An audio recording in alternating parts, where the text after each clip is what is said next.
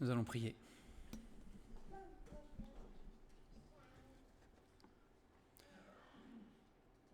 Seigneur, merci encore ce matin de nous avoir réunis,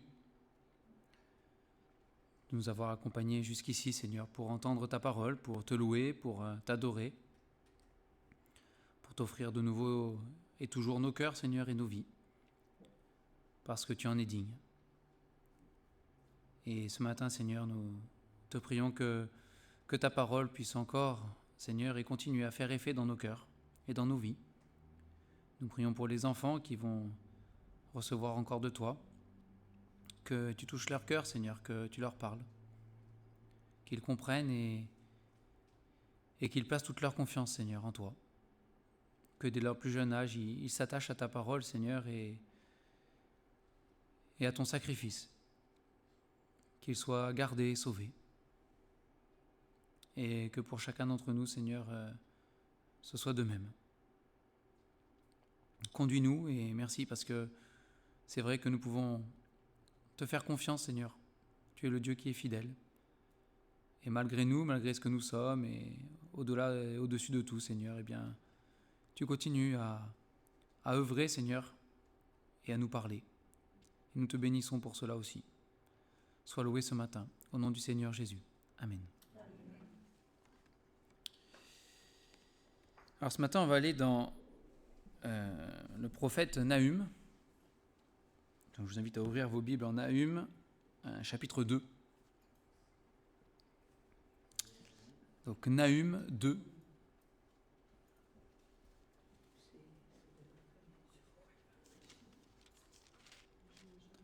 Donc c'est pas un prophète très grand en taille, en taille de livre, hein, mais c'est la parole de Dieu, c'est un prophète de Dieu, et ça ne change rien. Je vous encourage chez vous, du coup, à lire ce qu'on lira pas aujourd'hui, c'est-à-dire le chapitre 1 et le chapitre 3. Comme ça, vous aurez lu tout Nahum. Hein. Donc nous, on va se concentrer sur le chapitre 2. Nahum va prophétiser, juste pour le petit contexte, hein, il va prophétiser sur la chute de Ninive. Hein, donc si vous connaissez l'histoire du prophète Jonas, hein, du temps de Jonas, une condamnation était tombée sur Ninive, la grande ville, qui était une ville meurtrière, pleine de péchés. Hein. Et le péché de cette ville s'était accumulé, il est dit, jusqu'au ciel, et voilà, c'était vraiment... Dieu avait dit non, c'est pas possible, on ne peut pas tolérer cela. Et donc une condamnation était tombée sur Ninive, et le prophète Jonas, dans le livre de Jonas, hein, avait été désigné par Dieu pour aller annoncer à Ninive le châtiment qui devait tomber sur elle. 3 jours et Ninive est détruite. Sauf que, eh bien, dans le prophète Jonas, nous apprenons, dans ce livre-là, que la ville de Ninive s'est repentie. Toute la ville. Ils se sont repentis. Ils ont reconnu leurs crimes, leur méchanceté. Ils ont reconnu ce qu'ils étaient, des méchants et des gens pervers. Et ils se sont tournés vers Dieu. Ils ont demandé pardon. C'est assez, ça nous semble assez incroyable à l'échelle d'une ville entière, mais c'est ce que dit la Bible et c'est ce qui s'est passé. La ville s'est convertie et repentie. Alors, le châtiment n'est pas tombé. Parce que 3 jours après, Ninive n'a pas été détruite. Parce que l'homme s'est repenti. Et nous sommes, on ne va pas donner une date exacte, mais nous sommes bien longtemps après, un bon moment après, et Ninive est retombée. Alors peut-être c'est la génération suivante, ou autre, mais Ninive est retombée dans son péché. Ça n'a pas duré des siècles et des siècles que Ninive, de nouveau, est redevenue une ville méchante, une ville cruelle, une ville remplie de péchés. Et vous lirez le chapitre 3 de Nahum, et vous verrez quelques exemples de ce qui est reproché à la ville de Ninive. Mais c'est une ville qui était cruelle. Et c'est une ville qui était non seulement cruelle, mais une ville qui était très orgueilleuse. Et il y avait beaucoup d'orgueil, énormément. Alors, on va pas se mentir, c'est quand même le cas de l'être humain, de manière générale, et des villes qui étaient puissantes, qui étaient des capitales d'empire, elles avaient tout un orgueil qui était démesuré. Ici, il y a Ninive, ailleurs dans la Bible, on a Babylone, et puis vous en avez d'autres. Dès qu'il y avait du pouvoir et un empire, vous pouvez être sûr que... Et puis l'Égypte, c'est pareil, il y a aussi l'orgueil de l'Égypte, etc., etc. Mais Ninive est une ville qui est remplie d'orgueil, et qui se croit comme toutes les villes remplies d'orgueil, qui se croit indestructible, imprenable. C'est une ville qui dit « Moi, je suis forte et je suis puissante et rien ne peut me résister. Je suis le meilleur et le plus fort. Rien ne me résistera jamais. » Et c'est en partie, parce qu'il y a d'autres choses, mais c'est en partie la raison pour laquelle Nahum va prophétiser et dire à Ninive que son temps est révolu. Et nous, on va lire ensemble le chapitre 2. Alors, juste, il faut savoir quand même que Ninive, c'est la capitale assyrienne et que l'Assyrie opprimait Israël, d'accord ? Donc ils ont déporté une partie d'Israël, etc. C'est aussi pour ça qu'on a ce contexte-là. Donc au chapitre 2, premier verset, il est dit « Voici sur les montagnes les pieds du messager qui annonce la paix. Célèbre tes fêtes, Juda, accomplis tes vœux, car le méchant ne passera plus au milieu de toi, il est entièrement exterminé. » Verset 2, « Le destructeur marche contre toi, garde la forteresse, veille sur la route, affermis tes reins, recueille toute ta force, car l'Éternel rétablit la gloire de Jacob et la gloire d'Israël, parce que les pillards les ont pillés et ont détruit leurs cep. Les boucliers de ces héros sont rouges, les guerriers sont vêtus de pourpre, avec le fer qui étincelle apparaissent les chars, au jour qu'il a fixé pour la bataille, et les lances sont agitées. Les chars s'élancent dans la campagne, se précipitent sur les places. À les voir, on dirait des flambeaux, ils courent comme des éclairs. Le roi de Ninive se souvient de ces vaillants hommes, mais ils chancellent dans leur marche. On se hâte vers les murs et l'on se prépare à la défense. Les portes des fleuves sont ouvertes et le palais s'écroule. C'en est fait, Ninive est mise à nu, elle est emmenée. Ses servantes gémissent comme des colombes et se frappent la poitrine. Ninive était jadis comme un réservoir plein d'eau. Les voilà qui fuient. Arrêtez, arrêtez ! Mais nul ne se retourne. Pillez l'argent, pillez l'or, il y a des trésors sans fin, des richesses en objets précieux de toute espèce. On pille, on dévaste, on ravage. Et les cœurs sont abattus. Les genoux chancellent, tous les reins souffrent, tous les visages pâlissent. Qu'est devenu ce repère de lions, ce pâturage de lionceaux, où se retiraient le lion, la lionne et le petit du lion, sans qu'il n'y ait personne pour les troubler? Le lion déchiré pour ses petits, étranglé pour ses lionnes, il remplissait de proie ses antres et de dépouilles ses repères. Voici, j'en veux à toi, dit l'Éternel des armées. Je réduirai tes chars en fumée, l'épée dévorera tes lionceaux, j'arracherai du pays ta proie, et l'on n'entendra plus la voix de tes messagers. Donc ça, c'est le chapitre 2. Je vous encourage à lire le 1 et le 3, du coup. Vous aurez un tableau assez complet.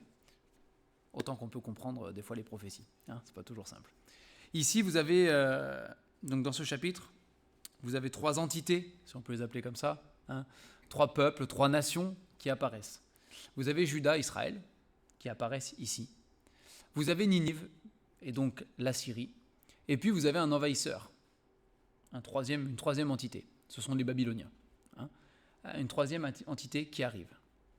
Et, nous le savons dans la parole de Dieu, l'empire assyrien, la nation assyrienne, les armées assyriennes ont été utilisées par Dieu, c'est vrai, pour châtier le peuple d'Israël. Ils sont venus, le royaume du Nord est tombé, a été déporté, ils sont même arrivés aux portes de Jérusalem. Ça a été quelque chose de terrible. De terrible.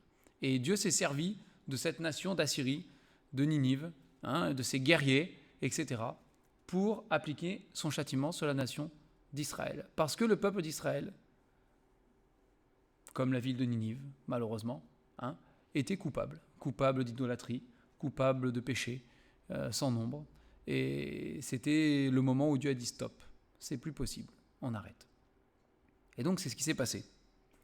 Et ensuite, ce peuple d'Assyrie qui est venu et qui a exercé un châtiment de la part de Dieu sur le peuple d'Israël, rempli d'orgueil, n'a pas reconnu que c'est parce que Dieu avait permis cela, mais a dit c'est parce que nous sommes les meilleurs et les plus forts, que nous sommes indestructibles et invincibles, que nous avons réussi à conquérir toutes ces nations, Israël aussi, nous sommes les plus forts. Et ils ont continué dans leur méchanceté. Alors Dieu dit stop, c'est terminé. Et Dieu va employer une autre puissance qui va devenir après la puissance principale de l'époque, de cette région-là. Il va employer l'empire babylonien, enfin Babylone, et puis après l'empire babylonien du coup, pour venir châtier du coup les Assyriens. Bon, l'empire babylonien subira aussi son châtiment plus tard. C'est l'histoire du monde, c'est l'histoire des nations, c'est l'histoire de l'humanité. Il n'y a pas un empire qui dure éternellement. Il n'y en aura qu'un, dit la parole de Dieu, c'est l'empire de Jésus-Christ. C'est le seul.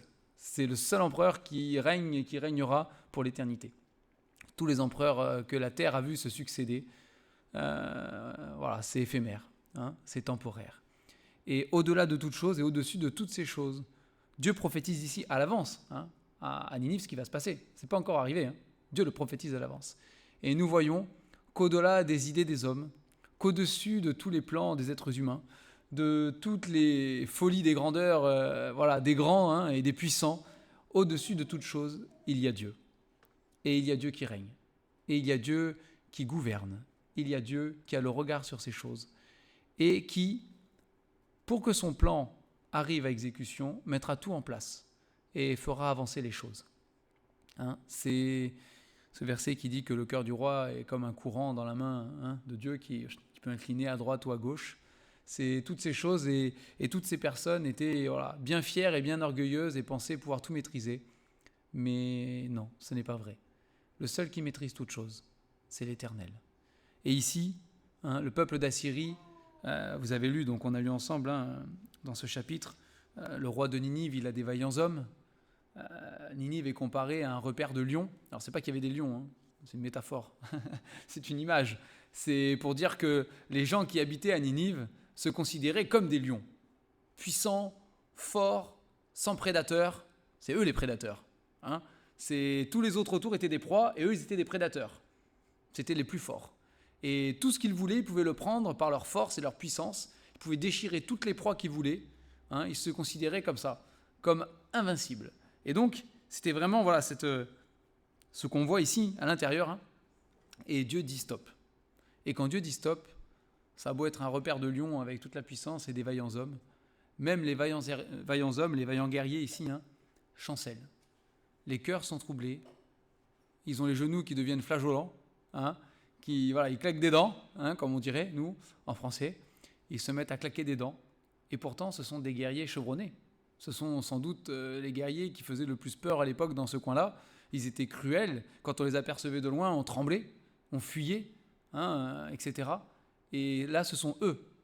Ce sont eux qui se mettent à trembler et à avoir peur. Parce que Dieu a décidé que c'était terminé pour eux. Alors on va revenir sur le verset 1er, ici, puisqu'on a posé les 3 entités qui sont là. Et vous avez le peuple d'Israël. Le peuple d'Israël dans toutes ces choses, qui se retrouve un peu au milieu, on va dire, de tout cela, qui n'est pas, ballotté à droite et à gauche, mais qui reste sous le contrôle de Dieu, et qui, à cause de son péché, doit subir, une fois la Syrie, ensuite la Babylonie, avec des prophéties et des promesses de retour et de rétablissement. Et ici, on en a une partie au verset 2, où il est dit « Voici sur les montagnes les pieds du messager qui annonce la paix. Célèbre tes fêtes, Juda, accomplis tes vœux, car le méchant ne passera plus au milieu de toi. Il est entièrement exterminé. » Et au verset 3, « Car l'Éternel rétablit la gloire de Jacob et la gloire d'Israël, parce que les pillards les ont pillés et ont détruit leurs ceps. » Et dans ces 2 versets, nous avons une promesse pour le peuple d'Israël ici, au premier abord. Nous avons une promesse pour ce peuple.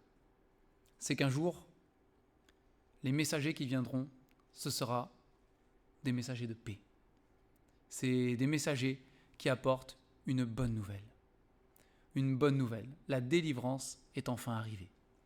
Alors il est vrai qu'en ce qui concerne le peuple d'Israël, il y aura un temps réellement de paix physique, nationale, etc., qui est prophétisé et qui arrivera, il n'y a pas de souci. Même si aujourd'hui on a du mal à le voir de nos yeux. Mais c'est la promesse de Dieu et elle arrivera, certainement, comme tout ce que Dieu a promis. Il est vrai, mais au-dessus de toute chose, et ce que Israël n'a pas su discerner à ce moment-là, et ni plus tard, malheureusement, c'est qu'il y a le messager suprême de la paix qui est venu. hein, c'est le Messie. C'est lui, le messager de la paix. Celui qui a annoncé la paix. Celui qui est venu non seulement l'annoncer, mais qui est venu la donner. Et qui est venu accomplir ce qu'il fallait pour que ce soit possible, pour que la paix puisse avoir lieu. Et cette paix, il nous est dit dans le Nouveau Testament qu'elle n'est pas réservée uniquement à Israël, à travers Jésus-Christ. Cette paix qui est à travers Jésus, elle est pour toutes les nations, pour tous les peuples, toutes les langues, toutes les tribus, et en aussi grand nombre que le Seigneur notre Dieu peut les appeler. Il n'y a pas de limite. Elle est pour tous, sans exception. Hein, il est venu annoncer la paix à ceux qui étaient près, nous est-il dit, et à ceux qui étaient loin.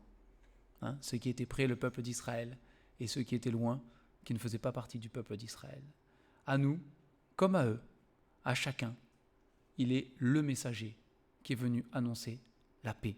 Et ce verset, hein, les pieds du messager qui annonce la paix, eh bien, on a un parallèle dans Ésaïe, n'est-ce pas? Et dans Ésaïe, il est question de la délivrance de l'Empire babylonien, dans le contexte premier. Hein. Ici, dans le contexte premier, il est question de la délivrance de l'Empire assyrien, hein, dans Nahum. Et c'est repris par l'apôtre Paul en Romains chapitre 10. Et c'est appliqué à l'Évangile. C'est appliqué à la bonne nouvelle de l'Évangile. À la bonne nouvelle que Jésus-Christ est venu dans ce monde. Lui, Dieu fait homme, le Fils de Dieu, qu'il est venu et qu'il a vécu une vie parfaite, innocente et sans péché. Et qu'il a donné sa vie volontairement sur cette croix pour que tous ceux qui croient, tous ceux qui placent leur confiance en lui dans ce sacrifice, obtiennent la vie éternelle, le pardon des péchés, beaucoup d'autres choses avec, et la paix. La paix avec Dieu. Qu'on soit réconcilié avec Dieu, avec notre Créateur. Parce qu'ici, on l'a lu, Dieu dit à Ninive, « J'en veux à toi. Je t'en veux. J'en veux à toi pour tout ce que tu as fait. » Et c'est la position de Dieu envers chaque pécheur, même si il y a l'amour de Dieu. Mais c'est la position de Dieu envers chaque pécheur. C'est dans l'Épître aux Romains, Paul le dit aussi. Il y a la colère de Dieu qui se révèle du ciel contre toute impiété et toute injustice des hommes. Il est question aussi de ce trésor de colère que nous amassons pour le jour du jugement aussi. Il en est question. Hein, le salaire du péché, c'est la mort. C'est la mort. Et le Seigneur Jésus nous a tellement aimés qu'il a donné sa vie pour que la colère de Dieu soit détournée de dessus nos têtes, de dessus nos âmes, de dessus nos vies, pour qu'elle soit détournée. Et cette colère, le Seigneur Jésus sur la croix l'a prise sur lui. On s'en est rappelé ce matin encore, hein, en prenant la Sainte Seine, mais c'est cela qu'il a fait. Cette colère de Dieu qui devait tomber sur nous, parce que ici on parle de Ninive et c'est facile, mais Ninive c'est nous. C'est personne d'autre que nous-mêmes. Cet orgueil, c'est notre propre cœur. C'est ce qui est dans nos cœurs. Cette méchanceté, c'est cette méchanceté qui vit en nous et dont nous sommes capables. Si nous sommes placés dans des circonstances favorables, elle est capable de s'exprimer sans aucun problème. C'est ce que nous sommes. C'est ce que nous sommes. Cette fierté, cette sensation d'être fort, c'est ce qui habite aussi nos cœurs. C'est ce que nous sommes. Ninive, c'est nous. Ninive, c'est nous. Et cette colère qui doit tomber sur Ninive aurait dû tomber sur nous aussi. Parce que Ninive a fini par être détruite là.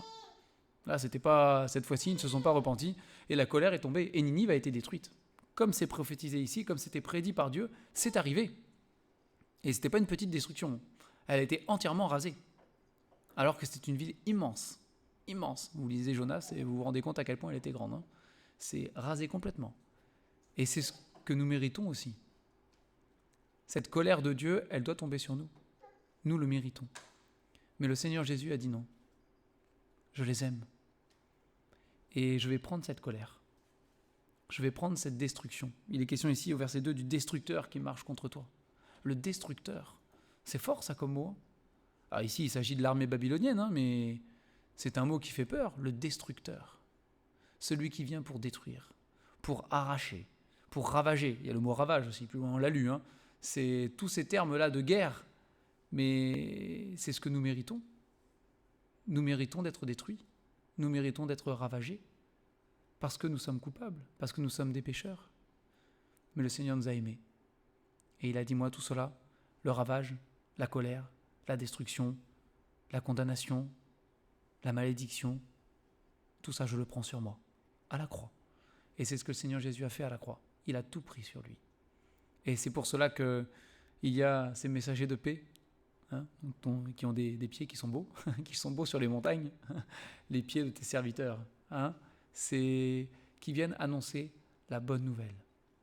La bonne nouvelle, c'est que quiconque se tourne vers Dieu, quiconque reconnaît et croit ce que Jésus a fait à la croix pour lui, échappe à la colère et obtient la paix dans son cœur et la paix pour l'éternité. Il est réconcilié avec Dieu. C'est la plus grande et la plus belle de toutes les nouvelles. C'est la bonne nouvelle dont est remplie la parole de Dieu, dont est remplie la Bible. Toute la parole de Dieu tend vers ce but. Vers ce but. La paix. Est-ce que vous avez la paix avec Dieu? C'est la plus grande question à se poser ce matin encore. Est-ce que chacun d'entre nous, nous avons la paix avec Dieu par Jésus-Christ? Il est notre Sauveur. Nous l'avons accepté, nous y avons cru. Nous avons placé toute notre confiance en lui. Alors après, nous sommes ce que nous sommes. Mais cette paix, parce que nos péchés sont pardonnés, nous ne devons pas la perdre. Nous sommes censés la garder. Après, nous serons troublés sur la terre parce que nous vivons des choses difficiles, à cause du péché. Ça, c'est sûr. Et ce ne sera pas simple. Mais cette paix que j'ai dans mon cœur, d'être réconcilié avec le Seigneur Jésus, elle doit demeurer. Cette paix doit demeurer dans mon cœur. Parce qu'elle ne s'appuie pas sur les circonstances et sur les troubles qu'il y a dans ma vie, les choses difficiles. Elle s'appuie sur la parole de Dieu. C'est Dieu qui le promet, c'est Dieu qui le dit. Alors je le crois. Et cette paix, c'est quelque chose qu'on ne peut pas trop exprimer avec des mots et qu'il faut vivre dans son cœur. Savoir que je suis pardonné et que Dieu a payé pour tous mes péchés, c'est plus grand que ce qu'on peut en dire avec des mots. On essaye de le décrire, on essaye d'en parler. Mais quand on le vit, on sait de quoi on parle. Et ce n'est pas la même chose. Ici, Judas devait célébrer des fêtes. Cette paix devait être suivie de la joie. Et c'est sûr que on n'est pas trop confronté aux mêmes choses, nous, dans notre pays à nous, en tout cas. Mais plusieurs fois, le peuple d'Israël s'est retrouvé encerclé par une armée ennemie. C'est arrivé plusieurs fois dans son histoire. Et il ne faisait pas les fiers. Parce qu'il savait, quand il voyait l'ennemi en face, et qu'il regardait ce qu'ils étaient, le peu de nombre qu'ils étaient parfois, il savait qu'ils n'avaient aucune chance. Et ces gens qui étaient en face, avec les armes, les boucliers, et tout ce qu'il y avait de terrible, ils n'étaient pas là pour rigoler. Ils étaient cruels. Ils étaient cruels. Ils savaient. Ils savaient ce qui les attendait. Et ils avaient peur. Et ils étaient terrorisés, terrifiés à l'idée de ce qui allait se passer. Et plusieurs fois, le Seigneur est intervenu en faveur d'Israël. Il est passé la nuit dans le camp. L'ange de l'Éternel est passé. Et l'armée a été mise en déroute. Et ceux qui tremblaient à l'intérieur des murs qui semblaient pas très épais, comparé à l'armée qui arrivait, ça semblait peu de choses. Ceux qui tremblaient à l'intérieur, le lendemain matin, quand le messager de paix arrivait pour dire que l'armée a décampé, imaginez la joie et le soulagement. De se dire, il se levait, il courait sur la muraille, il voyait, il n'y avait plus d'armée. Ils étaient tous partis. Et ils auraient dû mourir. Ils avaient la vie sauve. Ils avaient la vie sauve. Et c'est ce qui nous est arrivé. C'est ce qui nous est arrivé. Nous pouvons monter sur le rempart aujourd'hui. Si nous croyons au Seigneur Jésus, nous pouvons monter sur le rempart aujourd'hui et regarder à l'horizon. Et l'ennemi a été vaincu. Le destructeur, qui marchait contre nous, a été exterminé. C'est ce que nous dit la parole de Dieu. À la croix, le Seigneur Jésus a tout vaincu. Toute autorité a été dépouillée. Il a la victoire totale. Et c'est quelque chose de grand. C'est quelque chose que nous oublions trop souvent, mais c'est quelque chose de grand. Et c'est grâce au Seigneur Jésus. Ce n'est pas grâce à nous-mêmes. Alors ce qui est curieux dans ce chapitre, c'est qu'il commence avec des messagers de paix et il termine avec des messagers au verset 14. Il est encadré par des messagers.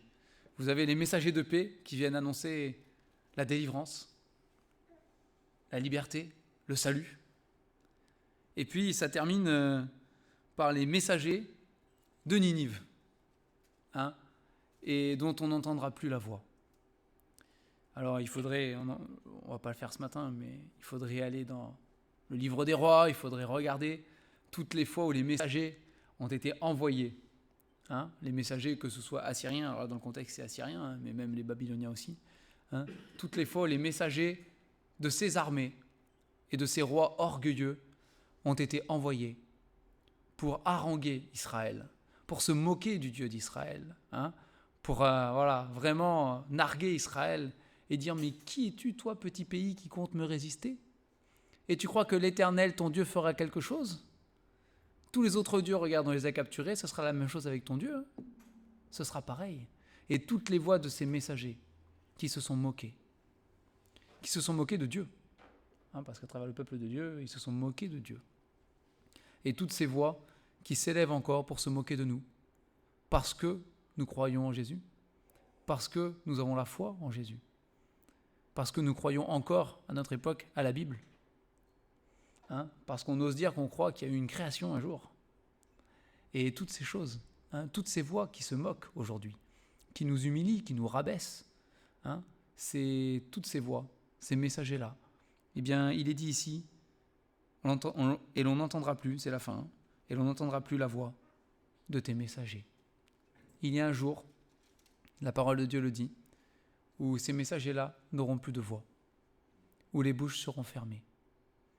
Et ceux qui se moquaient, ceux qui riaient, ceux qui persécutaient, ceux qui rabaissaient, eh bien, on ne les entendra plus. Ils n'auront plus de voix. La bouche sera fermée. Alors ce jour, c'est le Seigneur qui décidera. Ce sera le jour de Dieu. C'est le jour où il reviendra. Et ce jour-là, il rendra les comptes à chacun, selon ce qui est dû à chacun. C'est lui qui le fera. Et ce jour-là, les seules voix que nous entendrons, ce seront des voix de louange. Ce ne sera pas autre chose. Il n'y aura plus que des voix de louange, de gloire, d'adoration. Il n'y aura plus de moquerie. Il n'y aura plus toutes ces choses. C'est une délivrance qui est à venir. Nous ne la vivons pas encore, celle-là, mais elle viendra. Le Seigneur l'a promis. Et non seulement leur bouche sera fermée, mais elle s'ouvrira pour donner gloire à Dieu de toute manière. Vous connaissez ce verset, on le répète souvent, que tout genou fléchira et toute langue confessera que Jésus-Christ est Seigneur, à la gloire de Dieu le Père. Ça arrivera. Ça arrivera. Aussi sûrement que le Seigneur le dit. Ça arrivera. Alors j'irai pas plus loin ce matin, mais que le Seigneur nous encourage à considérer la paix déjà que nous avons reçue de la part de Jésus.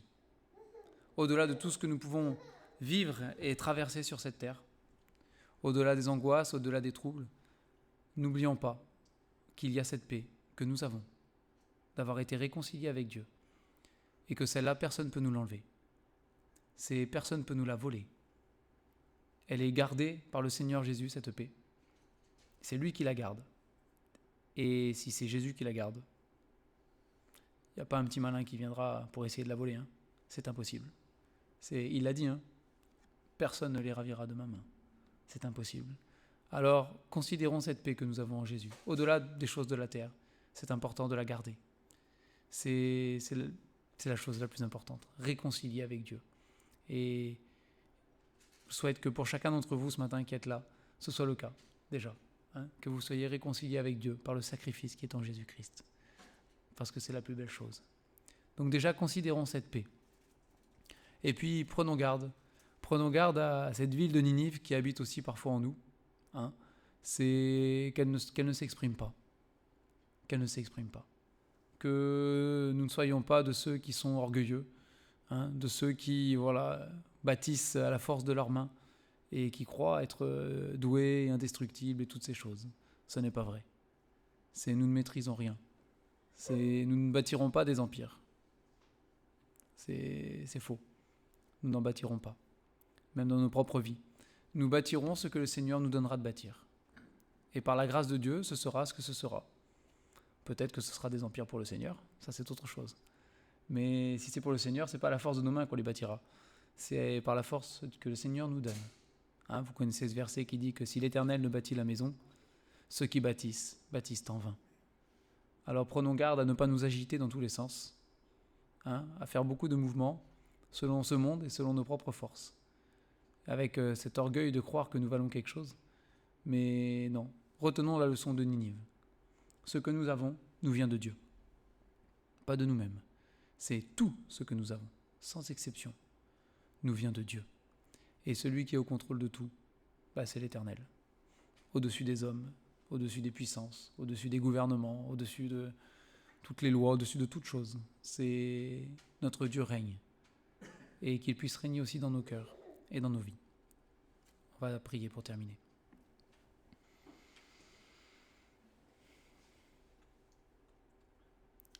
Oui Seigneur notre Dieu, merci pour ta parole encore ce matin. Merci pour la paix que tu nous donnes à travers Jésus-Christ. Seigneur, garde cette paix dans nos cœurs. Aide-nous à nous appuyer sur cette paix. Aussi parfois dans les moments où c'est difficile pour nous sur cette terre de marcher, qu'on puisse revenir, Seigneur, sans cesse à la paix que tu nous donnes. Par le pardon de nos péchés, par la délivrance de la condamnation. Oui, Seigneur, aide-nous. Et notre Dieu et Père, que nous ne bâtissions pas des Ninives dans nos vies. Que tu nous gardes, Seigneur. Nous avons besoin de toi.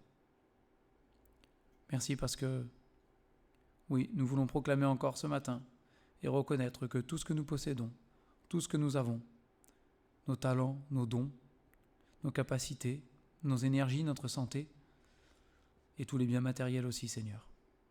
Tout vient de toi. Et Seigneur, aide-nous simplement à être des bons gestionnaires et à bien utiliser cela, Seigneur, pour ta gloire. Et à ne pas l'utiliser pour opprimer, pour le mal, Seigneur, comme Ninive a pu le faire ici. Mais au contraire, que nous puissions mettre tout cela à ton service. Et merci parce que tu es un Dieu qui est patient avec nous, Seigneur, qui est fidèle. Un Dieu qui pardonne, un Dieu qui relève, un Dieu qui restaure, un Dieu qui fortifie. Et Seigneur, oui, sans toi, nous serions déjà perdus depuis longtemps. Alors merci. Merci parce que tu t'intéresses à nous, Seigneur, et parce que tu nous aimes. Au nom du Seigneur Jésus. Amen.